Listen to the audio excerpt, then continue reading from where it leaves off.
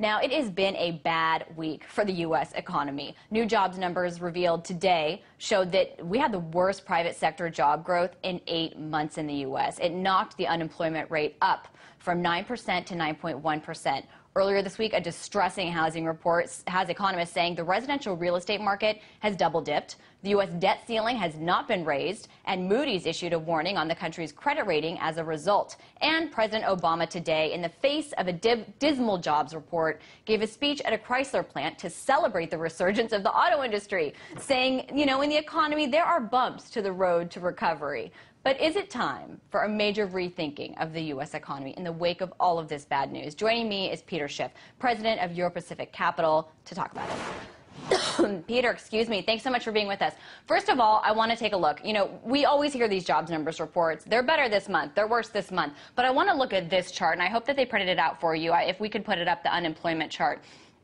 So there are a lot of numbers in this chart, but really the biggest takeaway is that that red line is the unemployment in the recession that we're in compared to all the other recessions in this country's history. And it is way worse when it comes to joblessness. So my question for you is, you know, is this a blip on the radar, or is this, you know, a really dire situation that something really major needs to be done about?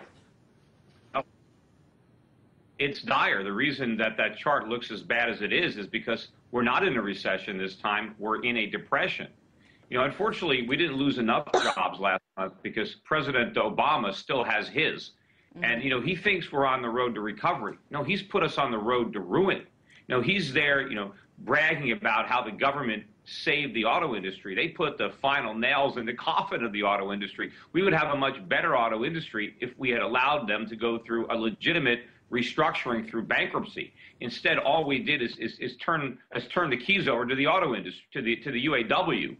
And now we're going to have a less competitive auto industry than would have been the case had we allowed the market to do it. But, you know, the data that we've been getting for the last several weeks, and of course today's data, you know, merely solidifies that with the weak jobs numbers, is that the effects of trillions in government stimulus are wearing off.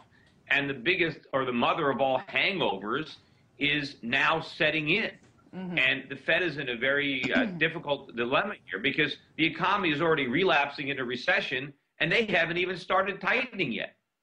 Now, my question then is, because the Obama administration seems to think that, you know, this is a blip, but we're going down the path to recovery. But is it time for a major rethinking? What about, for example, letting China invest? China wants to invest. Sweden, for example, saw first quarter growth of 6.4% this year. And some of their big companies, you know, Volvo's now in the hands of the Chinese. Reports say a Chinese company came to the rescue of Saab. Would letting China invest in the U.S. help? Well, they're already investing heavily. Unfortunately for the Chinese, they're investing in the wrong areas. They're buying U.S. government bonds, which is not helping us or the Chinese because it's helping to grow our government. I think that, you know, we do need to allow capital to flow freely, but what we have to do is stop borrowing all this money. You mentioned earlier that one of the problems is that we haven't raised the debt ceiling. That's one of the only good things out there, that ceiling is still there. Unfortunately, they're going to raise it. We're going to go deeper into debt, which means bigger problems. And this is not, you know, the economists are describing this as a soft patch. It's not, it's quicksand. And the economists who think this is a soft patch, these are the same people who in 2007 said the U.S. economy had never been in better shape. They didn't see this crisis coming. Right. They've never understood the problems of the U.S. economy, and they still don't understand them. They think that government stimulus made the problems better. It didn't. It allowed the problems to get worse. Well, I want to ask you, you know, you said China is investing in the wrong place. They're investing in dollars. China wants to use those dollars to buy U.S. companies. I want to play you a little something from, if we have that soundbite from Michael Hudson, he's an economist, what he had to say about why they're not able to invest in U.S. companies. They wanted to reciprocate and buy U.S. companies, just as the U.S. wanted to buy China. The U.S. says, we will not let you buy filling stations here or refineries. You can't buy in America. We can buy in you. You can't buy in America. You have foreign takeovers all the time of U.S. companies, but they're European takeovers, or they're takeovers by friendlies. So obviously, America views China as a potential enemy.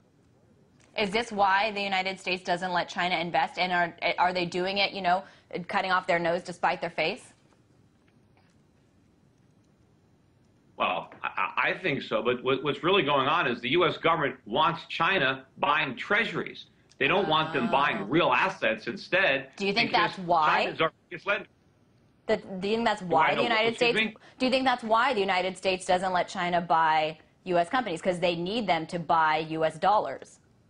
Absolutely. Plus, they know as long as they're buying our debt, we can always default. We can always print money and wipe it out with inflation. We don't want the Chinese to get their hands on our real assets. But the minute the Chinese figure out that, this is a just big a Ponzi scheme that they're participating in, that they can never actually use those dollars for the things that they want, all they have to do is endlessly loan them back to us at ridiculously low rates of interest. They're not going to want to play this game anymore, and they're going to walk away, and so will the rest of the world, and then we're going to be stuck with a pile of our own worthless currency and nothing to buy with it. Speaking of currency, corporations have a lot of it. Where are they putting it? Because you mentioned the Fed's policy of quantitative easing, all of the liquidity in the system, but interest rates in the United States have never been lower. There's no, essentially, return on investment in the U.S. if you're going to put that money to work here. So is that all going overseas? The smart money is.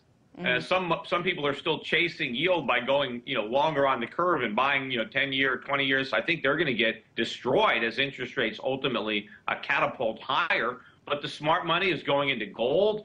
Look at the Dow gold ratio is the lowest it's been, I think, of the entire cycle. It's around 8-to-1 right now. So money is moving into gold. It's moving into commodities. Despite this correction in stocks, oil is still over $100 a barrel today on the close here in New York. Smart money is going offshore. It's going into foreign stocks, foreign currencies. Look at the Swiss franc. The dollar closed today at an all-time record low against the Swiss franc. That's the safe haven currency, not the U.S. dollar. So then how does the United States government get corporations to invest any of that money here at home in the United States? They're certainly not getting it from corporate taxes. I want to bring up a chart showing what some of the largest companies in the U.S. have paid in corporate taxes, and they've paid zero or had a negative tax rate. I mean, that doesn't seem fair, needless to say, but that money isn't coming into the U.S. government, despite the fact that these companies are making such huge profits. There's a lot of talk about closing loopholes in tax policy, even lowering the corporate tax rate. Would any of that help?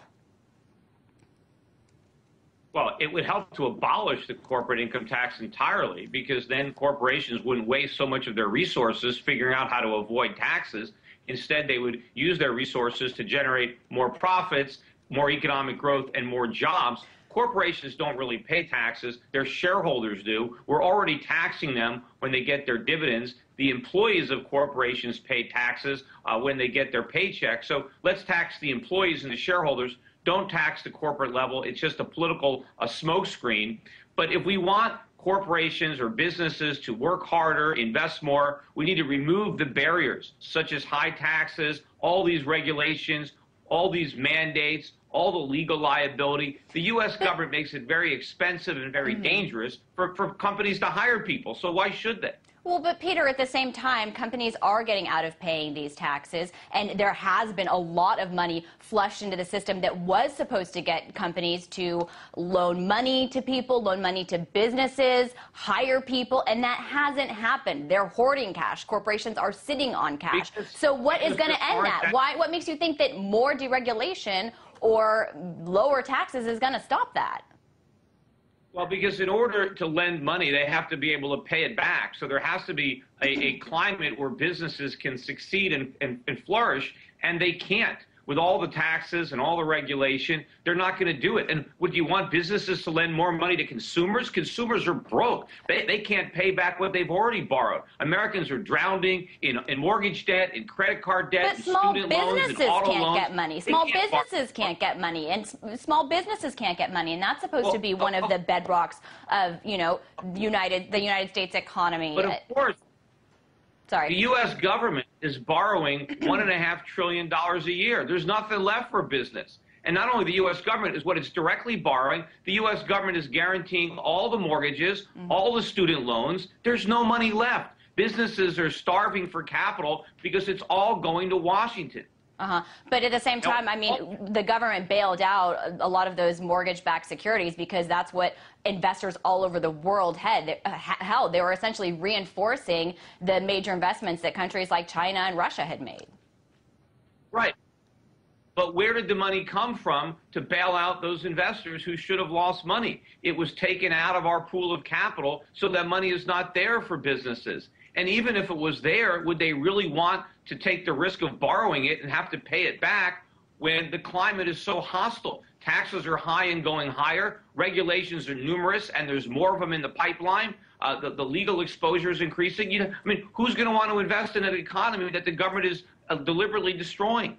Here's what I don't get, though, Peter. Corporations have had record profits at the same time that millions of Americans have lost their jobs and become more productive. So I don't understand how can you balance what you're saying, which is that this is a hostile environment for corporations in which they can't profit, with the fact that corporations have seen record profits and CEO pay has gone through the roof.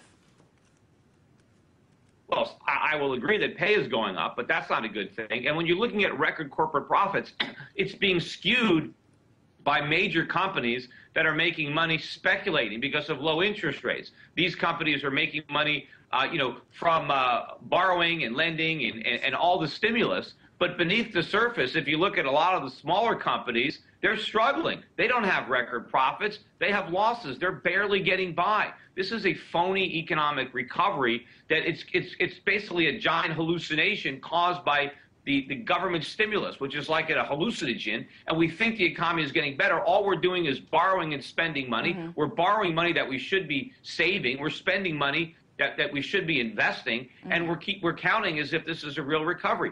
That's why you're seeing the economic data imploding the way it is, because it wasn't real. Speaking of spending, we have a debt ceiling that has not been raised, and that's what the U.S. government is going to need to do if they want to continue spending the money that they've committed. We've seen Moody's issue a credit warning this week over the U.S. debt ceiling disagreements. As someone who ran for Congress, do you think that there will be an agreement on debt reduction with lawmakers that they're trying to negotiate? Do you think that this Moody's warning will light a fire under their, butts to raise the debt ceiling quicker, sooner than later, and to reassure international investors that they'll do what they need to in order to spend the money they've committed? Unfortunately, it's our money they're spending, and although a lot of it is just being printed by the Fed, but unfortunately they will raise the debt ceiling. They do not have the political courage to do the right thing and not raise the debt ceiling and force Congress to cut spending. We cannot keep all the promises that have been made. Congress needs to level with the American public about that and start making the cuts. But given the renewed weakness in the economy, given the down move in the stock market, I'm sure that the politicians are going to come together and decide that we need to continue the artificial stimulus, that we can't cut back on government spending. They are going to do the wrong thing. What's dangerous is not failing to raise the debt ceiling, but raising it and continuing down the path that we're on. The only solution is to slam on the brakes. We're heading off the edge of a cliff, and Congress, if they take off the debt ceiling or raise the debt ceiling, that's the equivalent of stepping on the gas. We don't need more gas. We need to slam on the brakes. Just yes or no question, because we're out of time, but slamming on the brakes, wouldn't that mean derailing the entire global financial system? Derailing it, it's going over the edge of a cliff. We got to derail it. We can't build a real economy until we allow this phony one to implode. The thing is, at least we can drive the economy into a ditch, which is better than letting it go off the cliff, and then we can start repairing it or allowing the free market to repair it, because right now we're headed for a huge disaster. All right, so you think the Obama administration should break some more promises to the global financial system. They certainly seem to have broken some for the American people when it comes to the economy and those bad numbers that we were just looking at. Not sure which promise you're referring to, but he's certainly broken any promises he made to get the economy going or to get the government out of the way. All right, Peter, we're out of time. I want to thank you so much for being on the show today. He's president of Euro-Pacific Capital.